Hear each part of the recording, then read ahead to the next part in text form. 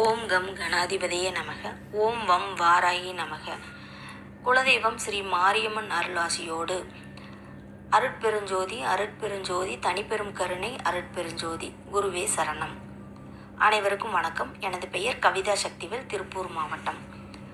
நவ கிரகங்களில் கோச்சார கிரகமான வருடாந்திர கிரகங்களான ராகு, கேது, குரு, சனி பகவான், இந்த 4 கிரகங்கள் தான் வருடாந்திர கிரகம்னு சொல்லுவோம். இதுதான் கோச்சாரத்தில் இடப்பெயர்ச்சி ஆகும்போது நம்மளோட முக்கியமாக பயப்பட போகிறது சனி பகவானை கண்டு தான் நம்ம பயப்படுவோம். பேரை கேட்டாலே சும்மா அதிருதில்ல அப்படிங்கிற மாதிரி சனி பகவான் அப்படிங்கிற பேரை கேட்டாலே நம்மளுக்கு ஒரு விதமான பயம் உண்டாகும். நவகிரகங்களில் ராகு, கேதுவை தவிர மற்ற 7 கிரகங்களுமே பலம் வாய்ந்தது தாங்க. அவரவர் ஜனனகால ஜாதகத்தில் இந்த 7 கிரகங்களையும் அமையும் பாவகங்கள், சாரங்கள், பார்வைகளை பொறுத்தே பலன்கள் அமையும். ஜாதகத்தில் சனி பகவானோட நிலை சரியாக இருக்கும்போது ஒருவருக்கு பலவிதமான பிரச்சனைகளிலிருந்து விடுபடுவார். எந்த பிரச்சனைகள் வந்தாலும் அதில் சனி பகவானோட அருளோடு அதிலிருந்து மீள்வதற்கு ஒரு வழி கிடைக்கும். ஆரோக்கியம் கூடும். பலவிதமான நோய்களிலிருந்து விடுதலை கிடைக்கும். சனி பகவான் மகிழ்ச்சியாக இருக்கும்போது முடி மற்றும் நகங்கள் வலுவாக இருக்கும். அவரோட மனசுமே ரொம்ப வலுவாக இருக்கும். கடினமான உழைக்கும் மனநிலைமையும் உண்டாகும். உடல் நிலைமையும் வலுவாக இருக்கும். அதே போல் குடும்ப உறவுகள் வலுவாக இருக்கும்.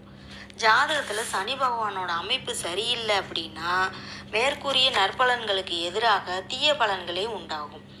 ஆகவே சனி பகவான் இருக்கிற அமைப்பை பொறுத்து அவங்களுக்குரிய பலன்களை எப்படி இருக்கும் அப்படிங்கிறத நம்ம இப்போ பார்க்கலாம். சனி பகவான் நம்மளுடைய ஜாதகத்தில் சரியில்லை அமைப்பு சரியில்லை அப்படின்னா அவரோட அருளை பெறலுக்கு என்ன தானத்தை செய்யலாம், என்ன வழிபாடு செய்யலாம் அப்படிங்கிறத நம்ம இந்த இதில் பதிவில் பார்க்கலாம். சனி பகவானோட ஆதிக்கத்தில் பிறந்தவர்கள் ஒரு சனிக்கிழமை அன்று கருப்பு கரை போட்ட வேட்டி, அதாவது செலவு செய்யாத புதிய வேட்டியை தானமாக செய்யணும். இரண்டாவதாக, சனி பகவான் பாதிக்கப்பட்டவர்கள் பழைய செருப்பை தைத்து அணிந்து கொள்ளக்கூடாது. புதிய செருப்பை தானும் அணிந்து கொண்டு மற்றவர்களுக்கும் புதிய செருப்பை தானமாக வழங்கணும்.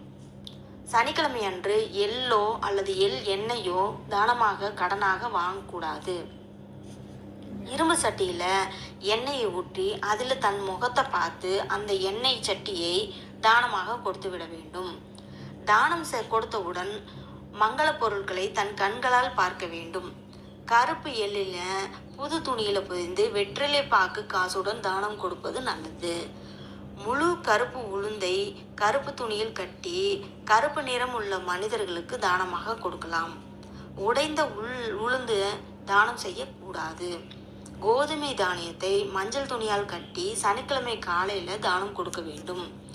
சர்க்கரை பொங்கலை வாழை இலையில் வைத்து அதை ஒருத்தருக்கு சக்கரை பொங்கலோடு ஒருத்தருக்கு தானமாக கொடுக்கலாம். அந்த சக்கரை பொங்கலில் சிறிது எள் கலந்திருப்பது சிறப்பு தரும். சனி பகவானோட காயத்ரி மந்திரத்தை என்னன்னு பார்க்கலாம். சனீஸ்வராய வித்மகி சாய புத்திராய தீமகி தன்னோ மந்த பிரச்சோதயாத். ஓம் காகத்வஜாய வித்மகி கட்கஹஸ்தாய தீமகி தன்னோ மந்த பிரச்சோதயாத். சனி பகவானோட ஸ்லோகம் என்னன்னு பார்க்கலாம். கண்ணின் மை போன்று கருமை நிறம் கொண்டவனே, சூரியனின் மைந்தனே, யமதர்மனின் சகோதரனே, சாயாதேவியின் வயிற்றில் பிறந்தவனே, சனி பகவானே உன்னை போற்றுகின்றேன் அப்படின்னு நம்ம கும்பிடலாம். நம்ம நவக்கிரகங்களில் இருக்கிற சனி பகவான் கும்பிட்டு சனிக்கிழமை அந்த கோயிலுக்கு போய் இந்த மந்திரத்தெல்லாம் சொல்லணும். அடுத்தது பார்த்திங்கன்னா, சங்கடம் தீர்க்கும் சனி பகவானே மங்களம் பொங்க மனம் வைத்தருள்வாய், சச்சரவின்றி சாகா நெறியில் இச்சகம் வாழ இன்னருள் தாத்தா அப்படின்னு நம்ம கும்பிடலாம். இன்னொன்று பார்த்திங்கன்னா, சனிக்கிழமையில் சனி ஹோரையில் ஒருத்தருக்கு ரொம்ப நாளாக கொடுக்க வேண்டிய பணத்தை நம்ம கொடுத்து பைசல் பண்ணுவோம் இல்லையா, செட்டில்மெண்ட் கொடுப்போம். அந்த செட்டில்மெண்ட்டு கொடுக்கும்போது நம்ம அந்த சனிக்கிழமை சனி ஹோரையை பயன்படுத்துறது ரொம்ப சிறப்பாக இருக்கும். ஆகவே எல்லோரும் சனி பகவானோட அருளை பெற்று வாழ்க வளமுடன் என்று கூறிக்கொண்டு நன்றி, வணக்கம்.